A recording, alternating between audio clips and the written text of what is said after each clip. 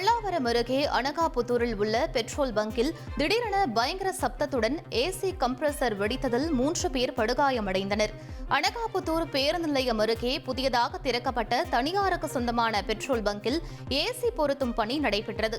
அப்போது எதிர்பாராத விதமாக ஏசி கம்ப்ரசர் இயந்திரம் வெடித்ததில் ஏசி பொருத்தும் பணியில் ஈடுபட்டிருந்த சஃபீர், முகிர்தீன், சபீருல்லா ஆகிய 3வரும் படுகாயமடைந்தனர். இதையடுத்து பங்க் ஊழியர்கள் உடனடியாக அவர்களை மீட்டு மருத்துவமனையில் சேர்த்த நிலையில் சிகிச்சை பெற்று வருகின்றனர்.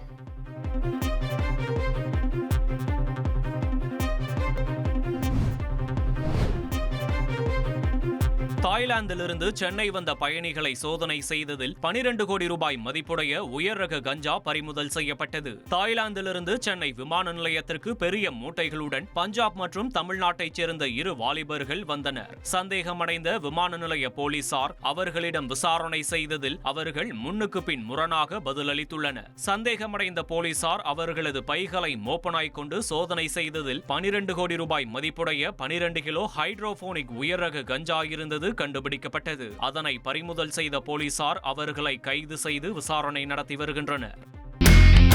இனி செல்லும் இடமெல்லாம் செய்தி.